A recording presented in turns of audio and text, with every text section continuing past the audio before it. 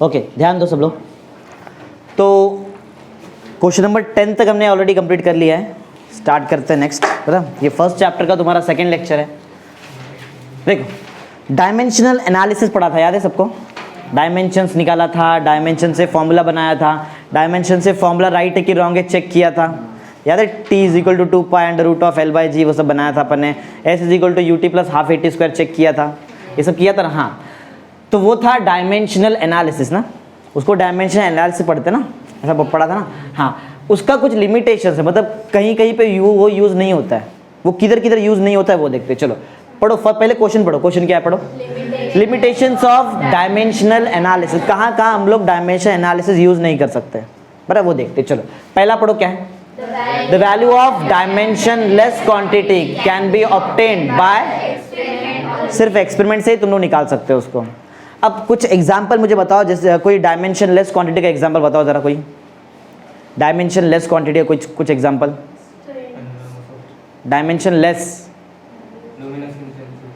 तो पढ़ो जरा क्या लिखा है, देखो वहाँ पे डायमेंशनलेस क्वांटिटी ना, उसका अगर वैल्यू तुमको निकालना है तो वो तुमको कैसे निकालना पड़ेगा? एक्सपेरिमेंट। एक एग्जांपल स्ट्रेन है, बराबर, स्ट्रेन एक एग्जांपल है डायमेंशनलेस क्वांटिटी। पढ़ाया ना तुमको, स्ट्रेस स्ट्रेन पढ़ा ना अपन, ये वो इलास्टिसिटी ये सब प्लास्टिसिटी उसमें। हाँ, तो अगर तुमको उसका वैल्यू निकालने का रहेगा, बराबर, the value of dimensionless quantity can be obtained by experiment. तुम लोग डायमेंशनल एनालिसिस से उसका वैल्यू नहीं निकाल सकते। समझ में आ रहा है? किसका वैल्यू? डायमेंशनलेस क्वांटिटी, समझ, जिसके पास डायमेंशन है ही नहीं, उसमें डायमेंशनल एनालिसिस लगेगा कहाँ से? सिंपल सा लॉजिक है ना। हाँ, सेकंड पढ़ो, dimensional analysis can not be used to derive relationship involving trigonometric function, दूसरा एक्सपोनेंशियल फंक्शन, और तीसरा लॉगरिथमिक फंक्शन। इसका मतलब क्या? जरा देखो, देखो समझो, कोई हमको कोई एक फॉर्मूला बनाना है, कोई फॉर्मूला बनाना है, कोई एक फॉर्मूला है, समझो, जिसमें ट्रिग्नोमेट्रिक फंक्शन आता है। याद है तुमको पाथ ऑफ प्रोजेक्टाइल y = याद है किसी को उसका आंसर? अरे पाथ ऑफ प्रोजेक्टाइल याद है? या फिर ऐसा कुछ, कोई ऐसा फॉर्मूला है कि तुम्हारे पास जिसमें ट्रिग्नोमेट्री फंक्शन आता है? ट्रिग्नोमेट्री फंक्शन आता है, कोई ऐसा फॉर्मूला याद है जिसमें कोई ट्रिग्नोमेट्री आता है? वो time period of conical pendulum निकाला था शायद तुमने। बोलो टाइम पीरियड क्या होता है इसका? 2 pi under root of L cos θ/g। ये एक ऐसा फॉर्मूला है जिसके अंदर ट्रिग्नोमेट्री फंक्शन आता है ना। तो तुम लोग इसमें तुम लोग डायमेंशनल एनालिसिस नहीं यूज़ कर सकते हैं। समझ में आ रहा है? जो भी फॉर्मूले में कोई या जो भी फॉर्मूला या फिर रिलेशन में ट्रिग्नोमेट्री फंक्शन आता है उसमें डायमेंशनल एनालिसिस यूज़ नहीं होता है। क्यों मालूम है? चलो तीनों बता दूँ फिर तुम बताओ क्यों नहीं यूज़ होता है। दूसरा, कोई ऐसा फॉर्मूला जिसमें एक्सपोनेंशियल टर्म आता है, एक्सपोनेंशियल मालूम है, e⁻², ऐसा कोई फॉर्मूला पढ़ा अभी तक जिसमें e का ऐसा कुछ आता है? बताओ, कोई एग्जांपल बता दो जल्दी फटाफट। क्या? हाँ, क्या बोलते हैं, हाफ लाइफ टाइम पढ़ा था ना, याद है किसी को? बोलो, देखो जरा चेक करो, देखो मिलेगा, निकालो। हाफ लाइफ टाइम बताया था ना, हाफ लाइफ टाइम, उसमें हमको e⁻λt ऐसा कुछ आया था, याद है? मालूम है ना?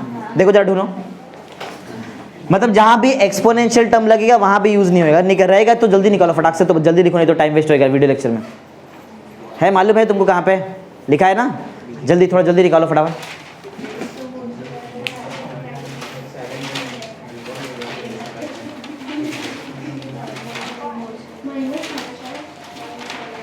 मिला? था नहीं, ऐसा कंफ्यूज नहीं, जल्दी बताओ तो जल्दी आगे बढ़ूँ मैं फटाफट। कौन से चैप्टर में था मालूम है वो? हाँ, केमिस्ट्री में था ना, केमिस्ट्री में पढ़ाया था ना, न्यूक्लियर केमिस्ट्री में। भूल गए? किधर ढूंढ रहे हैं? मैग्नेटिज्म। वाह वाह वाह वाह, केमिस्ट्री में पढ़ाया था वो चीज़ ना, हाफ लाइफ टाइम तुमको न्यूक्लियर केमिस्ट्री में।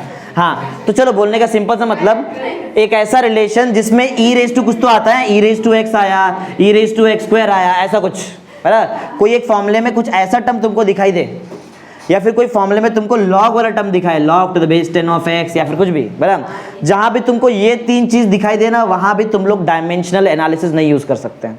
समझ में आया पॉइंट क्या है?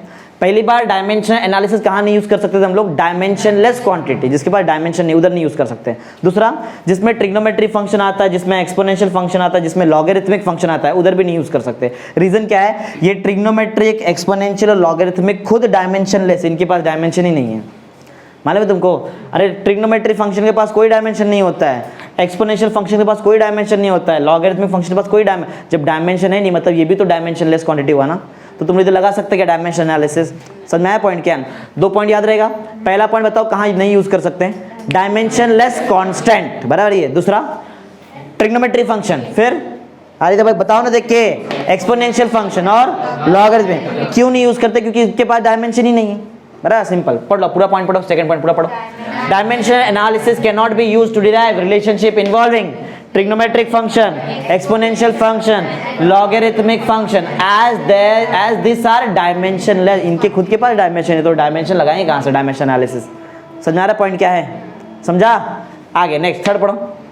This method is not useful if the constant of proportionality is not a। अच्छा, बोलने का सिंपल सा मतलब है, जिसके पास डायमेंशन नहीं है उधर डायमेंशनल एनालिसिस नहीं लगने वाला है। कभी कोई होता है, देखो कभी कुछ रिलेशंस में हम लोग एक कोई समझो A directly proportional to B रहता है, ऐसा कुछ समझो A है, ये डायरेक्टली प्रोपोर्शनल टू B है, बराबर। जब प्रोपोर्शनल का साइन हटेगा तो कोई कांस्टेंट आ जाता है B, बराबर। अगर इस कांस्टेंट के पास, ये कांस्टेंट खुद डायमेंशनलेस है, कैसा है? डायमेंशनलेस। तो क्या इस रिलेशन में तुम लोग डायमेंशनल एनालिसिस यूज कर सकते हैं? सिंपल सा माइंड में याद रखो, जिसके पास डायमेंशन नहीं है, मतलब जो डायमेंशनलेस क्वांटिटी, उधर डायमेंशनल एनालिसिस नहीं लगता है। सिंपल, बराबर ना। अरे कोई इधर भी तो वही बोला, डायमेंशनलेस क्वांटिटी, वापस देखो डायमेंशनलेस क्वांटिटी, इधर देखो यहाँ पे देखो डायमेंशनलेस क्वांटिटी, बार बार वही आ रहा है। समझा? खाली अलग अलग तरीके से बता रहे हैं। समझ में आया? 3 पॉइंट याद रहेगा। बोलो बताओ फर्स्ट टाइम कहाँ तुम लोग डायमेंशन एनालिसिस नहीं यूज कर सकते? Dimensionless quantity. सेकंड पॉइंट में क्या देखा, कौन सा 3 डायमेंशनलेस क्वांटिटी देखा हम लोगों ने? ट्रिग्नोमेट्रिक फंक्शन, एक्सपोनेंशियल फंक्शन और मालूम है ना इसका मतलब क्या है? ट्रिग्नोमेट्री मतलब साइन कॉस टैन वो सब, एक्सपोनेंशियल मतलब ई रेज टू आना चाहिए, और लॉगरिथम मतलब लॉग आना चाहिए। उसमें लॉग पढ़ा है ना, बहुत कुछ देख लिया हमने लॉग के बारे में, ठीक है। और ये समझा क्या है थर्ड वाला पॉइंट, अगर कोई फॉर्मूले में डायमेंशनलेस कांस्टेंट आता है तो उधर भी नहीं लगा सकते तुम लोग। समझा? Next, if the correct equation contains some more terms of same dimension, बराबर, it is not possible to know about their presence using dimensional equation। इसका मतलब क्या है? समझो कोई इक्वेशन है, कोई एक इक्वेशन है, बराबर। याद है हम लोग ने फॉर्मूला बनाया था एक्चुअल में, याद है t is equal to 2 pi under root of h/g, बनाया ना formula, t is equal to 2 pi under root of h/, ऐसी था ना कि कुछ और था? यही था। टाइम पीरियड का फॉर्मूला हमने बनाया था, बहुत दिन हो गए ना इस लेक्चर का फर्स्ट वाला पार्ट करके, देख लो क्या है। मेरे को तो यही लग रहा है, यही रहेगा L/g, बना वही थोड़ा सा L/g, बना। ये कोनिकल पेंडुलम, सॉरी ये कौन सा पेंडुलम था? Simple pendulum. कोनिकल रहता तो उसमें h/g आता है, कोनिकल पेंडुलम रहेगा ना, कोनिकल पेंडुलम तो उसमें h/g आता है। सिंपल पेंडुलम में क्या आएगा? L/g आएगा। अब देखो इस फॉर्मूले में, ये याद है फॉर्मूला जब बनाया था तो उस वो टाइम पे हम लोग डायमेंशंस लेके इसको सॉल्व कर रहे थे, ये ऐसा ही नहीं बनाया था, इसको डायमेंशन यूज करके सॉल्व किया था ना, याद है कि नहीं तुमको? हाँ, डायमेंशन। तो बोलने का मतलब है अगर हम लोग कोई एक रिलेशन बना रहे हैं और उसमें मुझे याद है एल कैसे मालूम पड़ा कि यहाँ पे एल रहेगा, क्योंकि यूनिट मुझे आया था मीटर, तो मुझे मालूम पड़ा यहाँ पे कोई तो एल रहेगा, लेंथ रहेगा। नीचे यूनिट हमको आया था मीटर पर सेकेंड स्क्वायर, तो मालूम पड़ा कि नीचे कुछ एक्सेलरेशन ड्यू टू ग्रेविटी रहेगा। समझ में आ रहा है ऐसा कुछ? हाँ। तो सोचो ना, एक रिलेशन के अंदर, जरा इसको ध्यान से देखो, एकदम ध्यान से देखो, तुमको बताता हूँ क्या हो क्या रहा है यहाँ पे। सुनो, बंद कर दे, T3 बंद कर दे, ज़्यादा आवाज़। हाँ इधर देखो, L दिखाई दे रहा है, L बताओ जरा इसका यूनिट क्या रहता है, बताओ। लेंथ का unit metre, acceleration due to gravity का मीटर पर सेकेंड स्क्वायर, टाइम का सेकेंड, नंबर 2 पाई कोई डायमेंशन नहीं होता है, बराबर, कोई यूनिट भी नहीं होता। हर एक चीज़ का डायमेंशन, हर एक चीज़ का यूनिट देखो अलग अलग है। समझा? तो प्रॉपर फॉर्मूला बना। समझा? अगर समझो हम लोग रिलेशन में, मेरे पास 2 पैरामीटर यहाँ पे आ चुका, समझो यहाँ पे एक और चीज़ है जिसका भी यूनिट क्या है? मीटर है। तो तुमको मालूम पड़ेगा क्या कि इधर क्या रहेगा? समझा रहा मैं क्या बोल रहा है? अरे 2-2 मीटर है, 2-2 मीटर है ना, एक फॉर्मूले के अंदर 2-2 तुमको मीटर मिला है, 2-2 ऐसा यूनिट मीटर मिल रहा है। इसका मतलब क्या रहेगा? तुम लोग बोल सकते क्या किधर लेंथ आएगा, दोनों में से किधर आएगा? समझ आ रहा है? कुछ डिटरमाइन कर सकते क्या? मतलब अगर सेम यूनिट आया तो तुम लोग वहां पे जज नहीं कर सकते कि वहां पे कौन सा फिजिकल क्वांटिटी आ सकता है। हाइट भी आ सकता है, उसका यूनिट भी मीटर रहता है। लेंथ भी आ सकता है, उसका यूनिट भी मीटर रहता है। समझ में आ रहा है? लेंथ लेने का, हाइट लेने का, क्या लेने का, समझ में आ रहा है? समझ आ रहा है मैं क्या बोल रहा है? अरे इधर हाइट डाल दिया और अगर आना चाहिए था लेंथ, तो तुम्हारा फॉर्मूला रॉन्ग हो गया फिर तो। समझ में आ रहा है मैं क्या बोल रहा है? फॉर्मूला बनाने के टाइम पे सिर्फ हम लोग ऐसा डिपेंड है, फॉर्मूला सिर्फ तब बन सकता है जब तुम्हारा यूनिट्स जो है वो अलग अलग है, एक ही रिलेशन में। देखो पहले मीटर था, मीटर पर सेकंड स्क्वायर था, सेकंड था, अलग अलग था ना, तो बनाया था ना फॉर्मूला हम लोग ने। लेकिन वही फॉर्मूला बनाने के टाइम पे अगर तुमको दो यूनिट सेम मिल जाए तो तुम लोग कैसा जज करेंगे? उधर लेंथ आएगा, हाइट आएगा, डिस्टेंस आएगा, डिस्प्लेसमेंट आएगा, क्या आएगा? समझ में आ रहा है? समझ में आ रहा है? समझा ये पॉइंट का मतलब क्या है? ये लास्ट पॉइंट का मतलब समझा क्या है? अगर कोई एक रिलेशन में दो क्वांटिटी का सेम यूनिट आ गया तो तुम लोग कैसा जज करेंगे कि दोनों में से कौन लेंथ है, कौन हाइट है, कौन डिस्टेंस है, कौन डिस्प्लेसमेंट है? अगर तुमने हाइट के जगह पे डिस्टेंस डाल दिया तो चेंज हो गया ना, फिर वहां पे डिस्प्लेसमेंट डाल दिया, फॉर्मूला ही गलत हो गया तुम्हारा पूरा। तो क्या बनाया फिर फॉर्मूला? समझा पॉइंट क्या है? एक बार फिर से पढ़ो तो थोड़ा क्लियर समझा। पढ़ो। इफ द करेक्ट इक्वेशन, देखो राइट एकदम राइट इक्वेशन ना, करेक्ट इक्वेशन में तुमको मालूम ही नहीं ऐसा यूनिट बराबर आया मतलब जो रहेगा इक्वेशन वो तो करेक्ट रहेगा। पढ़ो। If the correct equation contain some more term, देख रहे ज्यादा टर्म ना, सम मोर टर्म्स, लेकिन ये दोनों जो दो टर्म है दोनों सेम फिजिकल क्वांटिटी देगा। सेम फिजिकल क्वांटिटी होने की वजह से दोनों का यूनिट भी कैसा रहेगा? सेम ही रहेगा ना। हाँ, some more terms of same dimension it is not possible to know about their presence using वहां पे क्या है हमको नहीं मालूम पड़ेगा वहां पे, क्योंकि हमको यूनिट मालूम पड़ जा रहा है। हाँ मीटर है, इधर भी मीटर है, लेकिन एक में लेंथ दूसरे में क्या आएगा नहीं मालूम है। समझ में आ रहा है? कुछ भी आ, क्योंकि मीटर तो हर एक बहुत सारे पैरामीटर का यूनिट मीटर होता है, बराबर ना? बहुत सारे पैरामीटर का यूनिट मीटर हो सकता है। समझ में आ रहा पॉइंट क्या है? तुमको समझा 4 पॉइंट किधर किधर यूज नहीं कर सकते हैं? पहला बताओ किधर नहीं यूज कर सकते हैं? डायमेंशन लेस कांस्टेंट, उधर नहीं यूज करेंगे। सॉरी, डायमेंशन लेस क्वांटिटी, वो तो कांस्टेंट बाद में आया। फिर सेकंड क्या क्या देखा अपने? ट्रिग्नोमेट्रिक फंक्शन, एक्सपोनेंशियल फंक्शन और लॉग।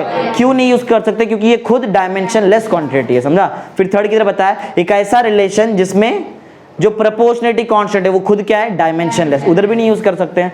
फोर्थ में अगर एक कोई रिलेशन में तुम्हारे पास दो सेम टर्म का यूनिट आ गया, मतलब दो सेम यूनिट आएगा, तो तुम लोग वहां पे प्रेडिक्ट नहीं कर सकते कौन सा टर्म तुमको वहां पे पुट करना है। समझ में आ रहा है? बोलो, क्लियर समझा है? तो इन जगह पे अगर ऐसा कुछ कंडीशन आया तो तुम लोग डायमेंशन एनालिसिस वहां पे नहीं यूज कर सकते। समझा? चलो आगे बढ़ते हैं। अब थ्योरी अब वैसे देखा जाए तो सभी थ्योरी है। पढ़ो क्या?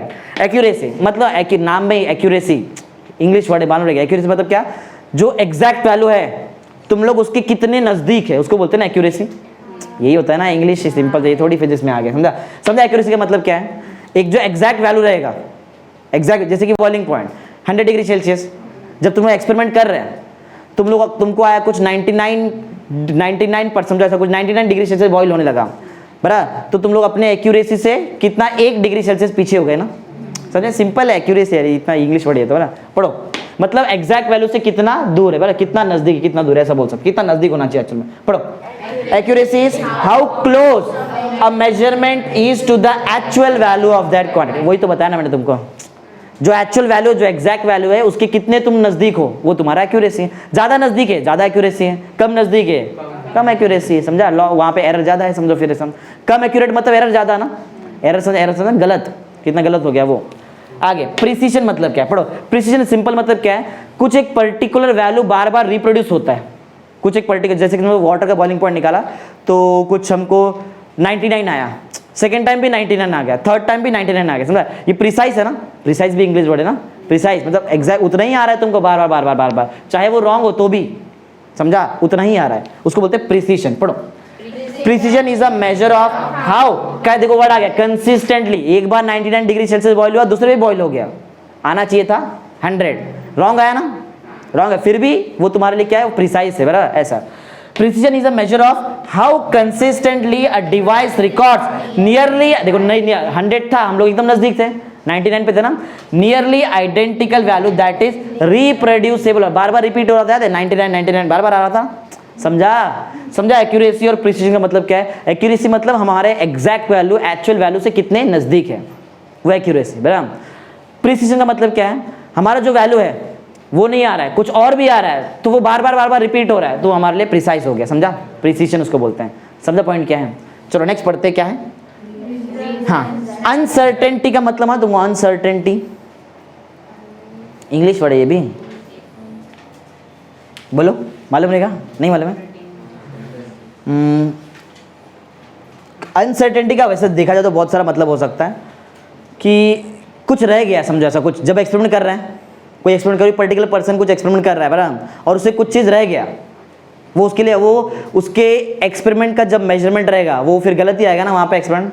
कुछ चीज़ ने समझो कुछ एक्सपेरिमेंट कर रहा है, कुछ तो एक्सपेरिमेंट कर रहा है बराबर, उसको वो चीज़ का ध्यान रखना चाहिए था, कुछ पर्टिकुलर चीज़ का ध्यान रखना चाहिए था और उसने ध्यान नहीं रखा, समझा, तो वो उसके अनसर्टेनिटी में आ जाएगा, उसके से तुम्हारा एक्सपेरिमेंट गलत हो जाएगा, थोड़ा सा वैल्यू तुम्हारा एग्जैक्ट वैल्यू से थोड़ा आगे पीछे हो जाएगा, समझा। अनसर्टेनिटी, कुछ चीज़ रह गया तुमसे, समझ में आया, कुछ अनसर्टेन हो गया, समझ में आया पॉइंट क्या है। हाँ चलो पढ़ते हैं कि अनसर्टेनिटी आता किस वजह से, कुछ थोड़ा आगे पीछे तुम्हारा वैल्यू क्यों हो जाता है। पढ़ो पॉसिबल, अच्छा पहले क्वेश्चन तो पढ़ो, क्वेश्चन पढ़ो क्या, रीजन दैट में introduce possible uncertainties in an, कोई ऑब्जर्वेशन कर रहे हो तुम लोग बराबर और कुछ अनसर्टेनिटीज आ गया, वो किस वजह से आया वो जरा पढ़ते। पढ़ो पहला क्या है, क्वालिटी ऑफ इंस्ट्रूमेंट यूज्ड, बराबर, कौन से टाइप का, कौन से क्वालिटी का इंस्ट्रूमेंट यूज किया उस पर भी तो डिपेंड करेगा, समझा। एकदम अच्छा क्वालिटी का यूज किया प्रॉपर आएगा तुमको, नहीं यूज किया प्रॉपर, अच्छा नहीं यूज किया तो तुमको थोड़ा बहुत वहां पे अनसर्टेनिटी मिलेगा, समझा, सिंपल। आगे next, skill of a person doing, कोई ज्यादा एक्सपीरियंस वाला फैकल्टी, कोई ज्यादा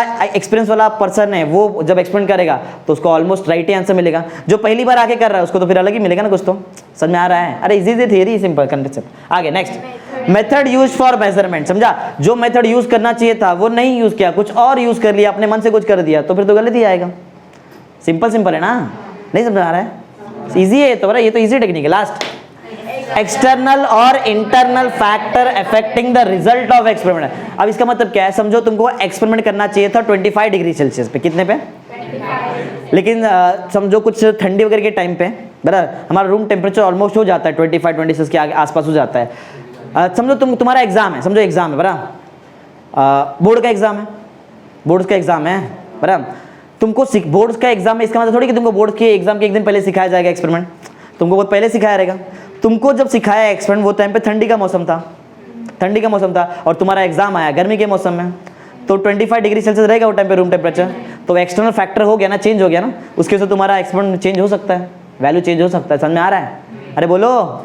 ऐसा इंटरनल फैक्टर भी हो सकता है, जब तुमको एक्सपेरिमेंट कराया गया था तो कुछ जूना मशीन तुमको दिया था वहाँ पे एक्सपेरिमेंट करने के लिए, और जब तुम्हारा एग्जाम आया तो नए मशीन आ गए कॉलेज में, वो लगा दिया, चेंज हो गया वैल्यू, समझ में आ गया, सिंपल है बराबर। पढ़ो एक बार फिर से पढ़ लो, पॉइंट नंबर 4 क्या है, एक्सटर्नल, जैसे कि टेम्परेचर बताया ना, और इंटरनल मतलब मशीन्स वाला कुछ ऐसा लॉजिक बराबर, एक्सटर्नल और internal factor affecting the results of experiment, समझ में आया, इजी है, कुछ हार्ड नहीं है, तो थियरी कंसेप्ट है, समझा। चलो अब देखते हैं एक्यूरेसी, देख लेना एक्यूरेसी क्या होता है, हम हमारे एक्चुअल वैल्यू से कितने नजदीक है। अगर तुम्हारे एक्चुअल वैल्यू से बहुत दूर है तो वो टाइम पे एरर आ जाता है, कुछ गलत कर दिया तुमने, वो एरर पढ़ते, कितने टाइप का एरर होता है, क्या क्या होता है, एकदम डिटेल में देखते हैं बराबर। पढ़ो क्या है, नेक्स्ट क्वेश्चन पढ़ो क्या है, सिस्टमैटिक एरर, सिस्टमैटिक एरर नाम में है, सिस्टमैटिक एरर मतलब एरर तुम में नहीं है बराबर, एरर उस सिस्टम में हो सकता है, नाम में तुम में वगैरह नहीं देखते हैं। सिस्टमैटिक एरर मतलब सिस्टम में एरर की वजह से तुमको कुछ एरर मिल रहा है, सिस्टम माना ना, सिस्टम बराबर, थर्मोमीटर से टेम्परेचर मेजर कर रहे हैं, थर्मोमीटर का कैलिब्रेशन गलत हुआ है तो गलत हो गया यहाँ पे बराबर, ऐसा। चलो पढ़ते तो पढ़ेंगे, थोड़ा और क्लियर मानना पड़ेगा, पढ़ो क्या है, systematic errors are the error that are not determined by chance, समझा, उसको हम लोग बाय चांस डिटरमाइन नहीं कर सकते, और but are introduced by an inaccuracy, बराबर, इंट्रोड्यूस हो जाता है वो अंदर बराबर, but are introduced by an inaccuracy, inaccuracy मतलब क्या है, इन्वॉल्विंग आइदर द ऑब्जर्वेशन और द मेजरमेंट प्रोसेस, जो ऑब्जर्व कर रहा है उसकी वजह से भी आ सकता है, समझा। दो नाम देखो, एक ऑब्जर्वेशन दिया है मतलब जो ऑब्जर्व कर रहा है उसकी वजह से भी एरर आ सकता है, और दूसरा क्या है, मेजरमेंट का जो प्रोसेस, उधर कुछ गलत कर दिया उसकी वजह से भी एरर आ सकता है बराबर, ऐसा। इनहेरेंट टू द सिस्टम की वजह से, सिस्टम के अंदर क्या एरर है वो बताया ना, नाम है देखो, सिस्टमैटिक एरर मतलब सिस्टम में कुछ तो एरर है, समझा बराबर, नाम में सिस्टमैटिक मतलब सिस्टम में कुछ तो एरर, उसकी वजह से जो एरर आएगा वो सिस्टमैटिक एरर में आ जाएगा। चलो अब पढ़ते हैं एरर का क्लासिफिकेशन क्या है, पढ़ो एरर का क्लासिफिकेशन बताता हूँ, अभी तक सिस्टमैटिक एरर तुमको में क्लियर नहीं हुआ है क्योंकि अभी तो पूरा का पूरा सिस्टमैटिक एरर बाकी है, अभी तो जस्ट डिफाइन बताया उसका बराबर, और पढ़ते डिटेल में मालूम पड़ेगा। पढ़ो क्या, क्लासिफिकेशन ऑफ एरर, एरर को कैसे क्लासिफाई किया, एरर को दो पार्ट में क्लासिफाई किया, एक है सिस्टमैटिक एरर जो थोड़ा और डिटेल में बताता हूँ मैं तुमको बराबर, और दूसरा है रैंडम एरर बराबर।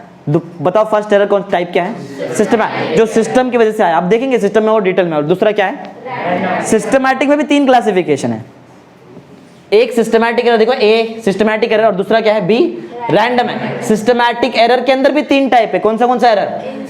नाम में ये इंस्ट्रूमेंटल एरर, मतलब इंस्ट्रूमेंट में कुछ तो गड़बड़ है, समझा, इंस्ट्रूमेंटल एरर। दूसरा error due to imperfection in experimental technique ही गलत लगाया तुमने, उससे भी एरर आ सकता है, बराबर। तीसरा पर खुद के वजह से एरर आ गया, सीधा देखना चाहिए था, टेढ़ा देखा यहां से तो एरर आ गया, फिर तो समझा, हो सकता है ना ऐसा।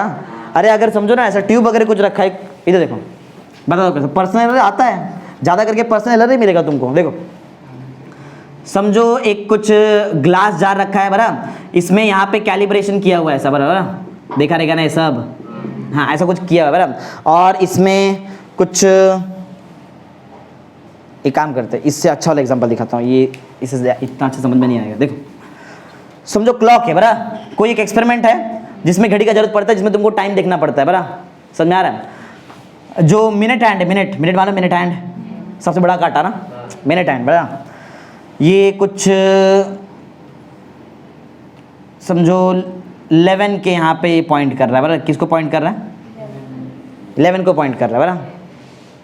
अगर इसको हम लोग एकदम सामने से एकदम स्ट्रेट देखेंगे तो तुमको बराबर 11 दिखाई देगा, लेकिन अगर मैं उसको यहाँ से देखूँ तो मेरे को थोड़ा 11 के आगे दिखाई देगा, वो समझ में आया? अगर मैं वहाँ से देखूँ तो थोड़ा आगे पीछे दिखाई देगा, समझ में आ रहा है कैसा? अरे अपने वजह से भी एरर आ सकता है ना। यहाँ से देखेंगे थोड़ा इधर उधर दिखाई देगा, वो एग्जैक्ट कब दिखाई देगा? जब तुम उसके एकदम बराबर सामने हो ना, ऐसा, समझ में आ रहा है?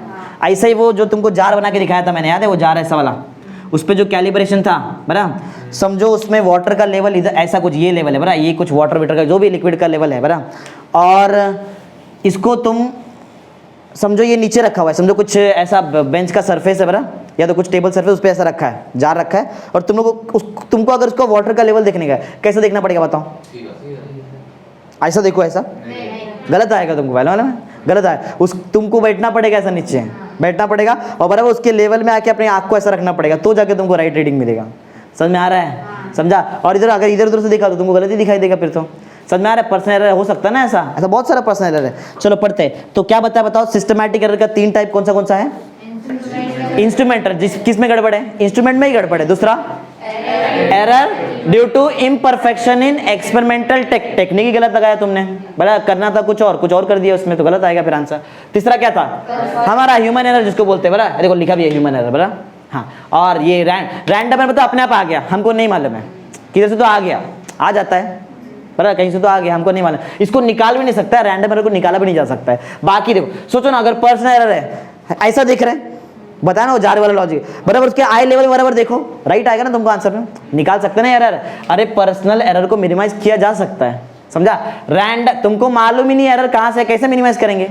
मालूम है कहाँ से आया, समझा? रैंडम एरर तो कहीं से तो आ गया, कहीं से तो आ गया, देखो लिखा है बाजू में, एक्सीडेंटल एरर कहीं से तो आ गया, हमको नहीं मालूम किधर से आया, समझा? बोलो क्लियर है? समझा? 2 टाइप का एरर कौन सा है? बोलो कौन सा है? सिस्टमैटिक एरर और दूसरा रैंडम। सिस्टमैटिक एरर में 3 टाइप है, उधर देख के बताओ ना, आना चाहिए तुमको। इंस्ट्रूमेंटल एरर, दूसरा error in imperfection of experimental technique, और तीसरा पर्सनल जिसको ह्यूमन एरर भी बोलते हैं, एक्सेप्ट, समझा? और रैंडम एरर का दूसरा नाम क्या है? Accidental error. चलो पढ़ते हैं, एक एक एकदम डिटेल में पढ़ते हैं। सबसे पहले हम लोग पढ़ते हैं इंस्ट्रूमेंटल। सिस्टमैटिक का तो डिफाइन देखा ना, हाँ। चलो पढ़ते हैं, नाम तुमको क्लियर पहले सब कुछ मालूम है। इंस्ट्रूमेंटल एरर मतलब अपना गलती है क्या? किसका गलती है? हाँ उसका गलती है, अपना नहीं है। चलो पढ़ो क्या है? It arises due to defective calibration। Calibration का मतलब मालूम है? अरे ये जो बताया ना, इसको ही बोलते हैं कैलिब्रेशन। ये दिख रहा है जो ऐसा लाइन होता है ना, इसको बोलते हैं कैलिब्रेशन, उसको ग्रेजुएशन भी बोलते हैं, ग्रेजुएटेड, समझा? ऐसा याद रहेगा। अगर समझो स्केल ही गलत बनाया तो तुमको आंसर गलत ही आएगा ना, समझ में आ रहा है क्या? इसको एक्चुअल में ये बड़ा लाइन आना चाहिए था यहाँ पे, और प्रिंट करने के टाइम पे वो बड़ा लाइन थोड़ा आगे प्रिंट कर दिया, तो तुमको आंसर गलत ही आएगा ना, समझ में आ रहा है? किससे गलती है? इंस्ट्रूमेंट गलती, इंस्ट्रूमेंटल एरर, समझा? अगर कैलिब्रेशन में ही प्रॉब्लम है तो उसी गलती है, हमारी कुछ नहीं, बराबर, हाँ। It arises due to defective calibration of an instrument. आगे, if a thermometer is not graduated, thermometer मालूम है क्या करते हैं उससे? टेम्परेचर चेक करते हैं ना, टेम्परेचर चेक करते हैं, हाँ। तो अगर समझो थर्मोमीटर का जो 1 डिग्री सेल्सियस है, थर्मोमीटर में याद है ऐसा लाइन जैसे ये रहता है वैसे उधर भी रहता है ना, देख रहे हैं ना, उसमें जो 1 डिग्री सेल्सियस है वो देखो जब ग्रेजुएट करना चाहिए था, 1 पे ग्रेजुएट करना था, उसको 0.99 पे कर दिया, मतलब कुछ अलग कर दिया, स्केल में प्रॉब्लम है, समझ में आ रहा है? पढ़ेगा थोड़ा और मालूम पड़ता है, पढ़ो क्या। If a thermometer is not graduated property, मतलब क्या, that is 1 degree of thermometer corresponds to, मतलब एक्चुअल में जिधर 1 आना चाहिए था, बराबर, जिधर 1 आना चाहिए था उधर उससे थोड़ा आगे है तुम्हारा, या तो उससे पीछे है। जा रहे, समझ में आ रहा है क्या? अरे जिधर 1 डिग्री सेल्सियस आना चाहिए था, समझो इधर 1 डिग्री सेल्सियस आना चाहिए था, बराबर, 1 डिग्री सेल्सियस आना चाहिए था, इधर आना चाहिए था, बराबर। तो तुम्हारा लाइन को जो प्लॉट जो ग्रेजुएट करके दिया बनाने वाले ने, वो ब्लैक वाला करके दिया, आना किधर चाहिए था, नीचे आना चाहिए था, समझा, समझा रहा है? तो ये देखो 1 डिग्री सेल्सियस उसने यहाँ करके दिया ना, बराबर, और हमारा था नीचे। तो जो तुम्हारा नीचे है ये 1 डिग्री सेल्सियस, या फिर देखो ये तो तुम्हारे पॉइंट से मैच नहीं होएगा, तुम्हारे पॉइंट से मैच करने वाला स्टेटमेंट बताता हूँ। देखो इधर देखो, समझो याद है जो एक्चुअल था वो नीचे था ना, अब एक्चुअल को ऊपर लो, देखो ये था एक्चुअल 1 डिग्री सेल्सियस जो रेड कलर से मैंने बनाया, ये क्या था, ऐसा आना चाहिए था, ऐसा एक्चुअल, ये राइट आंसर है। लेकिन जो ग्रेजुएट करने वाला है, जो इसको कैलिब्रेट करता है, उसने मुझे यहाँ करके दे दिया, नीचे वाला दिखाई दे रहा है, नीचे वाला ब्लैक लाइन इधर करके दे दिया, बराबर। तो मुझे जहाँ पे देखो, समझो अगर मैं 1 डिग्री सेल्सियस मेजर करता है, बराबर, अगर तुम्हारा लिक्विड सिर्फ यहीं तक राइज होता है, यहीं तक राइज होएगा, तो एक्चुअल में तुम लोग 1 डिग्री सेल्सियस पे है क्या, तुम लोग कम पे आ गए, क्योंकि तुम्हारा 1 तो आगे था, तुम लोग है अभी कहाँ पे, 0.99 पे, समझा, बोलो। तो किसे गलती है, इंस्ट्रूमेंट का। हाँ पढ़ो, if the thermometer is not graduated property, इसका मतलब क्या, जहां 1 आ रहा है वो 1 नहीं है, वो एक्चुअल में क्या उसका 0 पॉइंट, क्योंकि गलत स्केल ही बनाया, समझा।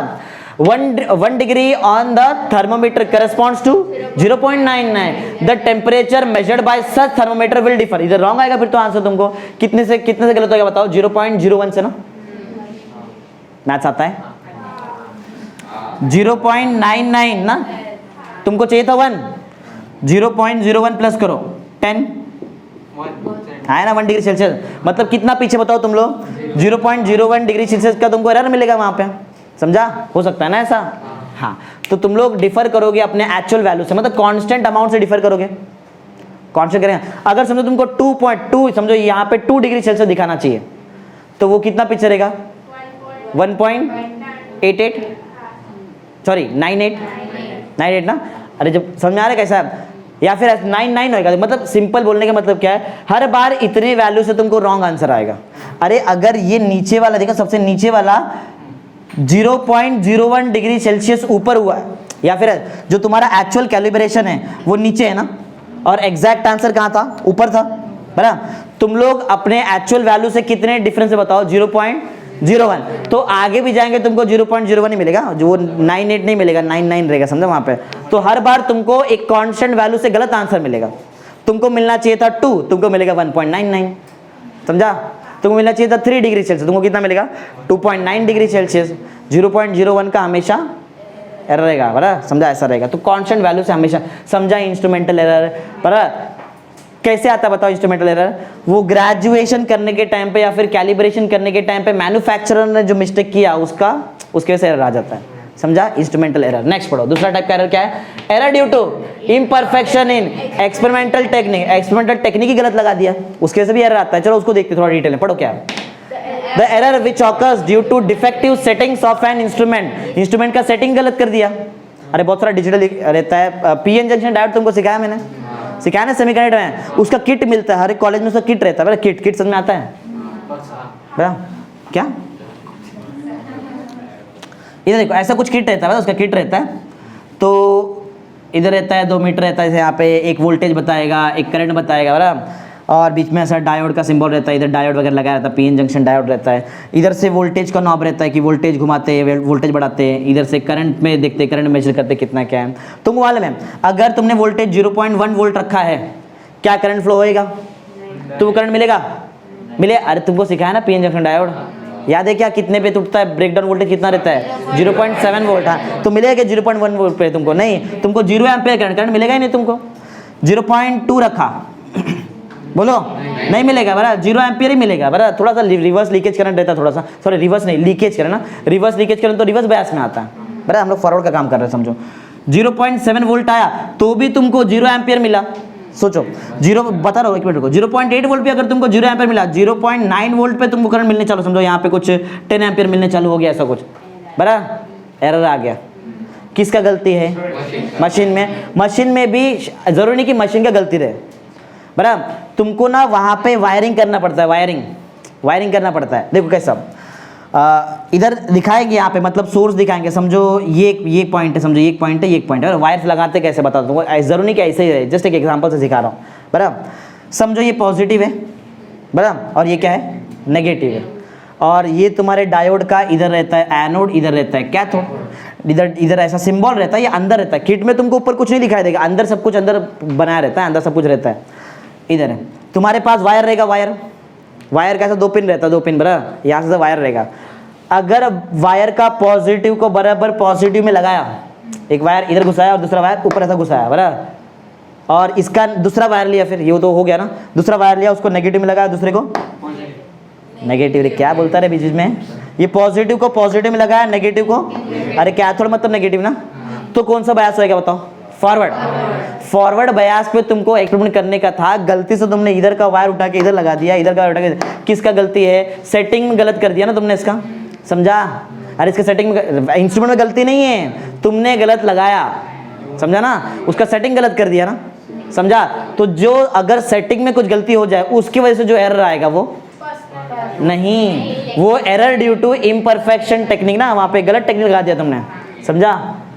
वैसे गलती तुमने ही किया था, टेक्निक, क्योंकि सेटिंग तो तुमने ही किया, या फिर तुमको उस सेटिंग के बारे में नहीं मालूम, ऐसा भी तो हो सकता है, बड़ा ऐसा भी तो। समझ में आ रहा पॉइंट क्या है? टेक्निक गलत लगाया इसकी वजह, समझा? फॉरवर्ड की, समझो तुम लोग 0.7 वोल्ट आगे पार कर दिए, 0.8 वोल्ट पार कर, तुमको करंट मिल ही नहीं रहा है, 0.9 वोल्ट आ गए, 15 वोल्ट मिल ही नहीं रहा है, मतलब कुछ तो गलती किया ना, सेटिंग कर, तो रिवर्स हो गया, मतलब ना, रिवर्स में करंट मिलता है क्या तुमको? समझा लॉजिक क्या? सेटिंग में गलती कर दिया था। चलो पढ़ो। The errors which occurs due to defective setting of an instrument is called as error due to imperfection in experimental technique। समझा क्या है? इजी है, सेटिंग में गलती है, सिंपल सा एग्जांपल, कुछ एग्जांपल है। Measured volume of liquid in graduated tube will be inaccurate if the tube is not held vertical। बड़ा वर्टिकल तुमको अपने आँख के सामने रखना पड़ेगा, तुमको नीचे झुकना पड़ेगा, ऐसा समझ में आया?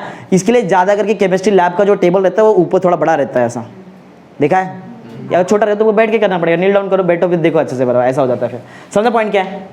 बड़ा अगर तुमको प्रॉपर देखने का है, अगर तुमको ट्यूब का अगर तुमको प्रॉपर देखने का लेवल क्या है, तुमको बड़ा आँख के सामने रखना पड़ेगा, स्ट्रेट वर्टिकल ना, टेढ़ा भी रखेंगे तो भी तुमको गलत दिखाई देगा वहाँ पे, सिंपल है ना, बराबर। समझा क्या ये? आ जाओ पर्सनल, पढ़ो क्या ये तुम वाले पर्सनल, हमारा बॉर्ड खुद हम लोग एरर से भरे हुए हैं, बराबर, बहुत एरर करते हैं। पढ़ो क्या? The error introduced by due to fault of an, जो एक्सपेरिमेंट कर रहा है, जो ऑब्जर्व कर रहा है, जो ऑब्जर्वर है, उसका ही गलती है, समझा? हाँ, taking reading are called as personal error. समझा क्या है? बराबर। अब समझो एक एग्जांपल है, कुछ रूलर, मालूम रूलर क्या होता है? पट्टी को तो बोलते हैं, इसको बोलते हैं रूलर, मालूम है क्या? बहुत लोगों को नहीं मालूम रहेगा, मालूम है क्या? हाँ, समझो कोई ऑब्जेक्ट को तुमको मेजर करना है, कोई ऑब्जेक्ट को तुमको, तो इस समझो रूलर से मेजर कर रहे हैं, बराबर, और उस टाइम पे तुम लोग को जब देखना, उसका प्रॉपर अगर लेंथ चाहिए, प्रॉपर जो भी चाहिए, बराबर, उसका डायमेंशन चाहिए प्रॉपर, तो उस टाइम पे तुमको ये रूलर को एकदम ऐसा ऊपर से देखना पड़ता है, ऑब्जेक्ट पे ऐसा रखेंगे, समझा, जो भी देगा लेंथ रहेगा ऐसा, बराबर, और ऊपर से देखना पड़ेगा, थोड़ा साइड वाइड से देखा तुमको वो लाइन अलग अलग दिखाई देगा। समझ में आया कैसा क्या बोल रहा है? समझा ना? रूलर से अगर कोई भी ऑब्जेक्ट का लेंथ मेजर कर रहे हो तो क्या करना पड़ेगा तुमको? एग्जैक्ट ऊपर से ऐसे देखते हैं ना, ऐसा बनाते क्या? नहीं ना, सामने ये रख के बनाते ना, हाँ वैसे। चलो पढ़ो। While measuring the length of an, और कोई ऑब्जेक्ट का लेंथ मेजर कर रहे, किससे? रूलर से कर रहे। With ruler it is necessary, जरूरी है, ऊपर से देखना पड़ेगा तुमको, नहीं तो रॉन्ग आ जाएगा answer. It is necessary to look at the ruler from directly above, ऊपर से देखो, बराबर। If the observer look at it from an, इधर से देख रहे हैं, ऐसा कुछ देख रहे हैं, टेढ़ा बड़ा देख रहे हैं, तो उस टाइम पे तुमको पैरेलैक्स एरर मिल जाएगा वहां, बराबर। लेंथ में जो एरर आता है उसको पैरेलैक्स एरर बोलते हैं, बराबर। पढ़ो, कहां थे हम लोग? Observer look at it from an angle, the measured length will be wrong, गलत आएगा तुमको आंसर, किस वजह से आएगा? ड्यू टू पैरेलैक्स, बराबर। ये एरर पढ़ाऊंगा तुमको, ये 4th लेक्चर में आएगा, कल के लेक्चर में आएगा, बराबर, पैरेलैक्स एरर। समझा तुमको? पर्सनल एरर, रैंडम एरर तुमको मालूम ही है, ये अपना गलती नहीं है, बराबर, ये मशीन का गलती नहीं है, ये अपने आप आ जाता है। एक्सीडेंटल एरर, समझा? पढ़ो। The error which are caused due to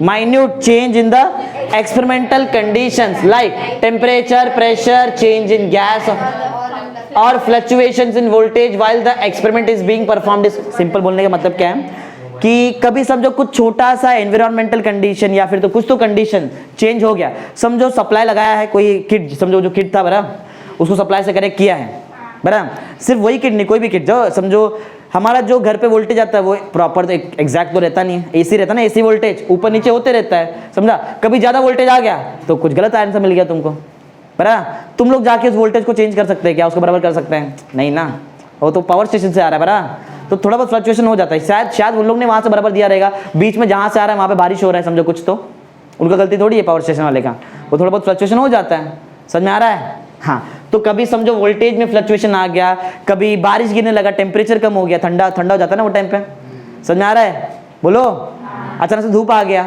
temperature बढ़ गया, समझा। हाँ, तो उस वजह से जो एरर आएगा तो क्या तुम लोग कम कर सकते क्या उसको, नहीं कर सकते बराबर ना, नहीं कर सकते बराबर, तो वो एरर एक्सीडेंटल आ गया ना, इसके लिए कौन सा एरर, एक्सीडेंटल एरर या तो रैंडम, इसको निकाल भी नहीं सकते हैं, ये दो टाइप करता है, पॉजिटिव भी रहता है नेगेटिव भी रहता है बराबर, तुमको जो वैल्यू चाहिए उससे तुमको आगे वैल्यू भी आ सकता है, तुमको जो वैल्यू चाहिए उससे नीचे वैल्यू भी आ सकता है, कुछ भी आ सकता है, समझो, पढ़ो, दे कैन बी पॉजिटिव, और ये बताया ना आगे भी आंसर आ सकता है पीछे भी आंसर आ सकता है, आगे क्या इसको तुम लोग निकाल सकते हैं, अगर निकालना भी है तुमको मीन वगैरह निकालना पड़ेगा, बहुत कुछ ऐसा करना पड़ेगा, टेक्निक बताऊंगा आगे कैसे निकालते हैं, पढ़ो। Random error can not be eliminated, कर पूरी तरह से नहीं निकाल, थोड़ा कम किया जा सकता है बराबर, पूरी तरह से नहीं निकाल सकते, but can be minimise by taking multiple observation, ज्यादा ज्यादा कभी भी तुम लोग एक्सपेरिमेंट करते हैं एक बार नहीं देखते उसको, एक बार रीडिंग नहीं निकालते, 10 बार 5-6 बार रीडिंग निकाल लेते हैं ना उसका, मालूम है क्या। हाँ, अभी तक किया, 10th में तो कुछ तो किया रहेगा ना, 10th में किया रहेगा ना, वो ग्लास स्लैब वाला तो किया ही रहेगा, कांच रखते हैं वो पिंट हो ऐसा देखा रहेगा ना, तो उसमें एक आंसर निकालते क्या, अलग अलग 30 डिग्री देखा तो 40 डिग्री देखेंगे, 45 देखेंगे, 60 देखेंगे, समझा, 2-3 रीडिंग क्यों निकालते हैं, 2-3 रीडिंग में जो भी आंसर आया वो तीनों का याद है, तीनों को प्लस करते हैं और 3 से डिवाइड करते हैं, उसको बोलते हैं मीन ना, जब मीन निकालेंगे तुम्हारा जो भी एरर रहता है वो थोड़ा कम हो जाता है, समझा, कम किया जा सकता है एरर को, एलिमिनेट नहीं किया जा सकता रैंडम एरर को, तो समझा पॉइंट क्या है, but can be minimise by taking multiple, ज्यादा ऑब्जर्वेशन लो, उसको क्या निकाल लो, मीन निकाल लो, मतलब एवरेज वैल्यू निकाल लो, ऑब्जर्वेशन एंड कैलकुलेट देयर, समझा पॉइंट क्या है। रैंडम एरर समझा क्या है, कहां से आ सकता है, थोड़ा minute change in environmental condition, जैसे कि टेम्परेचर, प्रेशर हो सकता है बराबर, वोल्टेज का फ्लक्चुएशन हो सकता है, तो उससे जो एरर आएगा वो रैंडम एरर या तो एक्सीडेंटल एरर में आएगा, ये पॉजिटिव भी हो सकता है नेगेटिव भी हो सकता है, समझा, इसको पूरी तरह से एलिमिनेट नहीं कर सकते लेकिन मिनिमाइज कर सकते हैं, कैसे निकालेंगे, मल्टीपल ऑब्जर्वेशन निकालो और मीन निकालो, एवरेज निकालो, खत्म, समझा। आगे नेक्स्ट पढ़ो क्या है। हाँ, अब हम लोग पढ़ने जा रहे हैं ये क्या पढ़ा आपने, याद है ये टाइप्स ऑफ एरर था, यहां तक टाइप्स ऑफ एरर, अब एरर को कम कैसे करेंगे वो देखते हैं, कम कैसे किया, जैसे जैसे मैं आगे आगे जाऊंगा, यहाँ ये देखो सबसे अच्छा टेक्निक है एरर को कम करने का, इधर परसेंटेज एरर, धीरे धीरे एक एक स्टेप में पढ़ेंगे कैसा कैसे कम किया जाए, इससे भी कम होता है, इससे भी कम होता है, इससे भी कम होता है, सबसे क्यों, सबसे अच्छा कम इधर मिलेगा तुमको परसेंटेज एरर, बराबर, बढ़ते हैं, चलो सबसे इजी ट्रिक क्या है, 10 ऑब्जर्वेशन निकालो, 10 का 10 का मीन निकालो, तुम्हारा एरर थोड़ा तो कम हो जाएगा, समझा, मीन निकालने से एरर कम होता है ना। हाँ, तो मीन पढ़ो क्या है, अरिथमेटिक मीन, बराबर, ये एरर कम करने का टेक्निक है, अरिथमेटिक मीन, अभी यहाँ से जो भी मैं तुमको पढ़ाएगा यहाँ तक वो क्या है बताओ, एरर कम करने का, how to minimise error, error को मिनिमाइज करने का टेक्निक सिखा रहा हूँ अभी, चलो देखते पढ़ो।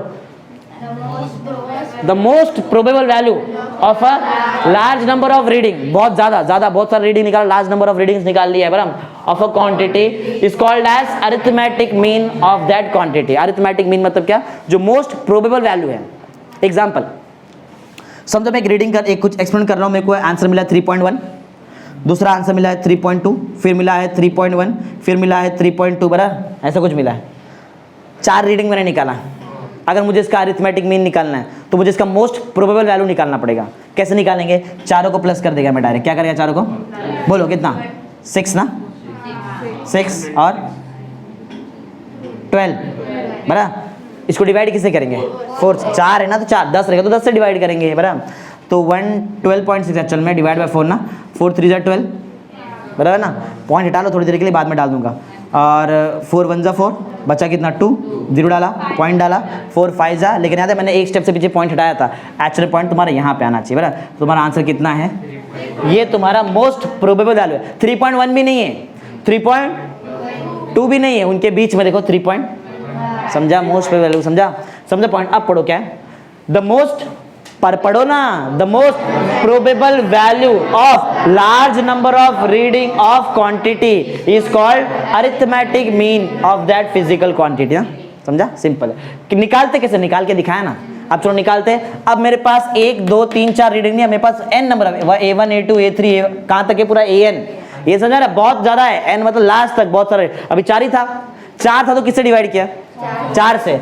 5 से तो किससे डिवाइड करेंगे, कितना है बताओ, n है, किससे डिवाइड करेंगे, n से करेंगे। तो अगर तुमको अरिथमेटिक मीन निकालना है, सबको प्लस करो, A1 A2 A3 and so on up to AN, और डिवाइड किससे करेंगे, n से। देखो ध्यान दो, n कांस्टेंट है, क्या ये चेंज होएगा, चेंज क्या होएगा, A1 A2 A3 ये सब वैल्यू अलग अलग आएगा ना, तो n तो एक ही रहने वाला, तो मैं 1/n लिख देता हूं, ऐसा सिंपल है। समेशन क्यों लिख रहा हूं, बीच में क्या आ रहा है, प्लस, तो समेशन लिखते हैं। हर बार ए दिखाई दे रहा है मेरे को, तो मैंने a लिख दिया। चेंज जो होता है उसमें i लिखते हैं। 1 2 3 ऐसा अलग अलग आ रहा है ना, नीचे अलग अलग आ रहा है, जिधर अलग अलग आ रहा है मैं वहां पे लिख दिया i। मुझे मालूम है पहला आंसर आएगा क्या है, 1, और i का पहला आंसर 1 है, और i का लास्ट आंसर क्या है, तो i starts from 1 and ends on n। Simple, समझा क्या, अरे सिंपल है, ये सिखाया तो 12th में आ गया, तो मालूम रहेगा तुमको चीज, बराबर समझ में आ गया कैसा होता है अरिथमेटिक मीन। इजी है ना, मालूम है अरिथमेटिक मीन कैसे निकालते हैं। अरिथमेटिक मीन मतलब जितना भी तुम्हारे पास रीडिंग है, इसका न्यूमेरिकल है, इसके लिए देख लो अच्छे से, जितना भी तुम्हारे पास रीडिंग है सबको प्लस करो, और जितना भी रीडिंग है उससे डिवाइड करो। 10 रीडिंग है तो 10 से डिवाइड करेंगे, 5 रहेगा तो n रहेगा, तो समझा, इजी है। नेक्स्ट पढ़ो, नेक्स्ट टाइप क्या है, और अच्छी, ये एक तरीका है एरर को मिनिमाइज करने का। इससे और अच्छा तरीका क्या है, एब्सोल्यूट एरर, इससे मिनिमाइज होता है एरर। देखते कैसे मिनिमाइज होता है, पढ़ो पढ़ो। अरे पहले समझा देता हूँ, फिर बाद में देखो क्या है। देखो समझो तुमने पहले से मीन वैल्यू निकाल के रखा है, कितना आया था बताओ हमको, 3 पॉइंट ये आया था बराबर, और मैं फिर भी ऑब्जर्वेशन निकाल रहा है, आगे ऑब्जर्वेशन निकाल रहा है बराबर।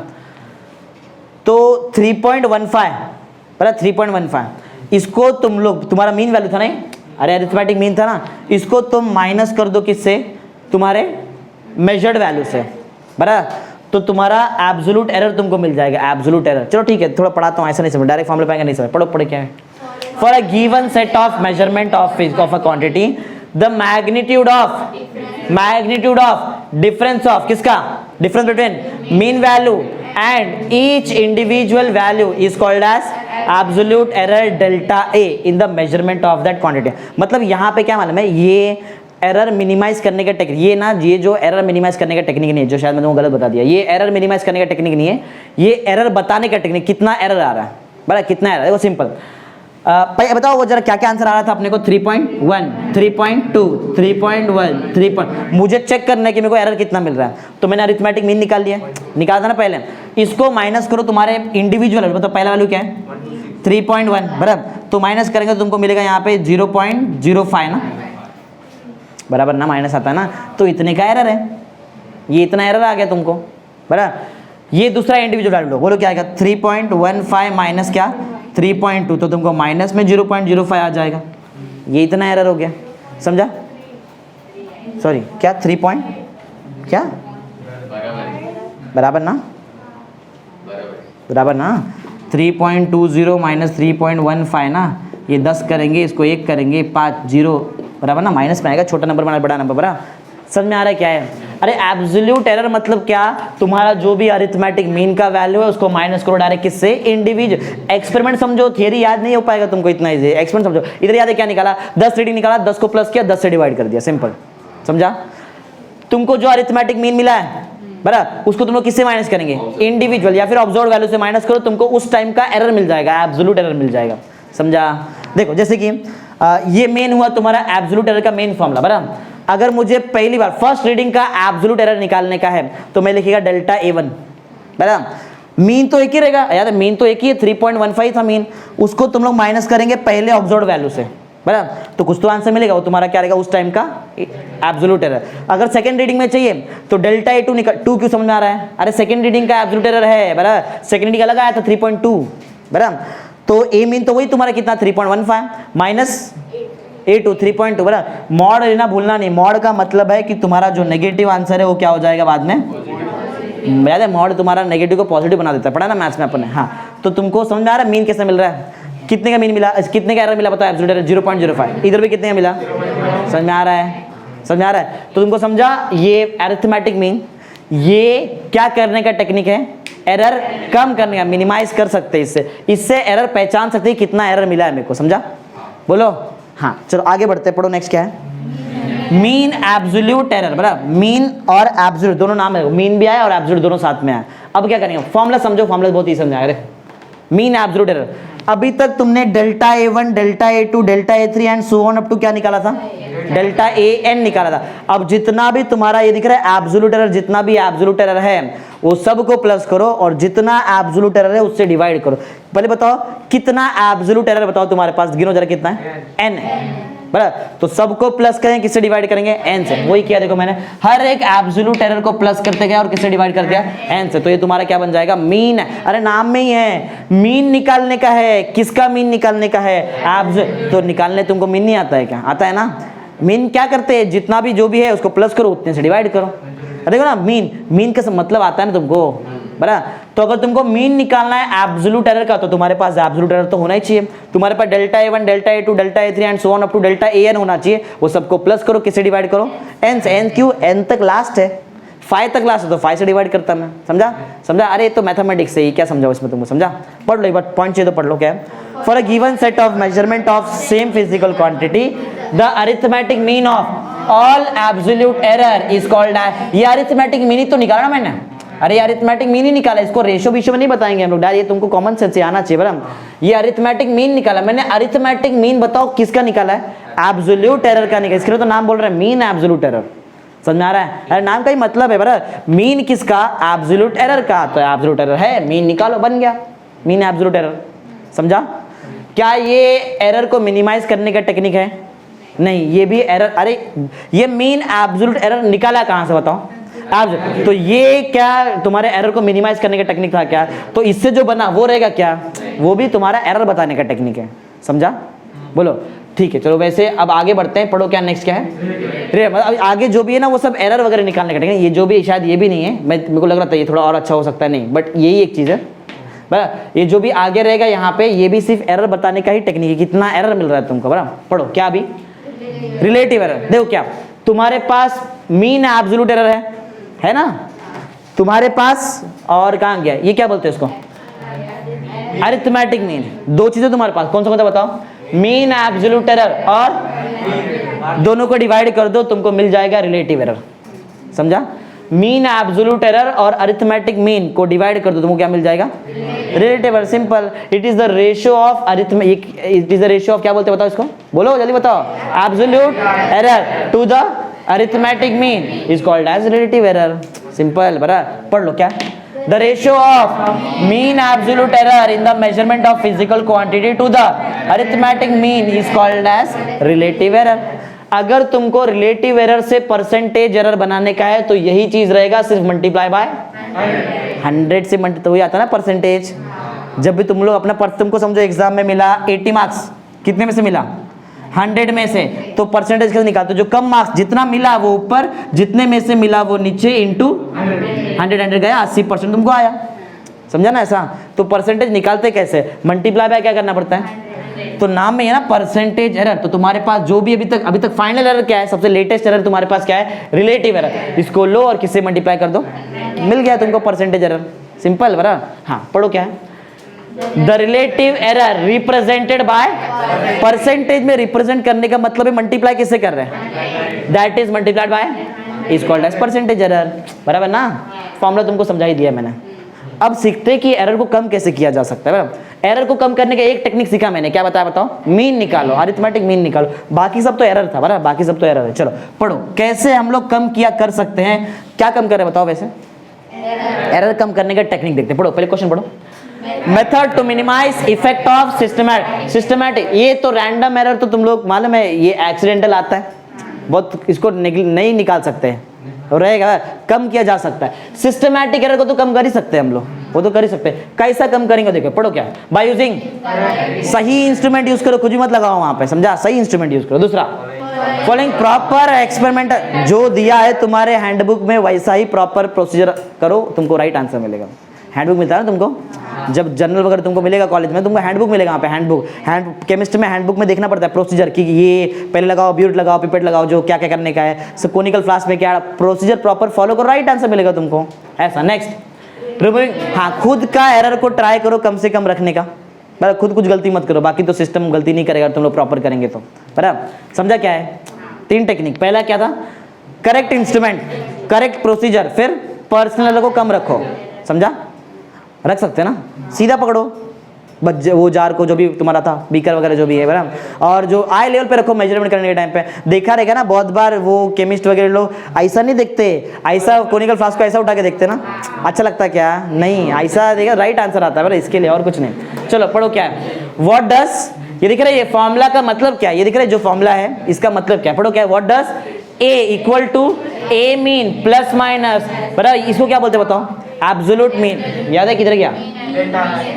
Mean absolute, mean absolute error. ये क्या था? अरिथमेटिक मीन ना, ये अरिथमेटिक मीन और ये मीन एब्सोल्यूट एरर के बीच में साइन कौन सा है? प्लस। इसका मतलब क्या है, क्या सिग्निफाई करता है? बहुत सिंपल सा मतलब है इसका, देखो ये ए का वैल्यू है ना, ए का वैल्यू है, चलो मैथ से सिखाता हूँ, ऐसा नहीं समझे, ये देखो समझो, मैं बोलता हूँ कि ए का जो आंसर है वो है 4 + -5, ए का जो आंसर है वो क्या है? 4 + -, तो मेरे पास 2 आंसर है एक्चुअल में, कैसे? इधर देखो, ए का एक बोलो 4 + ए का दूसरा आंसर वही इधर भी है, और कुछ नया नहीं है, बराबर। ये क्या सिग्निफाई करता है? ये सिग्निफाई करता है कि ए के पास 2 वैल्यू है, एक वैल्यू प्लस साइन के लिए और दूसरा वैल्यू खत्म, समझा? पढ़ लो, पढ़ लो। A इज इक्वल टू क्या नाम क्या था? Arithmetic mean plus minus mean absolute error signifies that actual value of A lies between, ये या तो इसके बीच में रहेगा तुम्हारा वैल्यू, समझा? या तो ये या तो वो, समझ में आ रहा है क्या है? करेक्ट है ना? इजी था ना? ऐसा ही एक और कल का लेक्चर हमारा लगेगा तो तुम्हारा फर्स्ट चैप्टर भी कंप्लीट, बराबर। समझा सबको क्या क्या पढ़ाया? चलो बताओ, सबसे पहले हम लोगों ने क्या पढ़ा?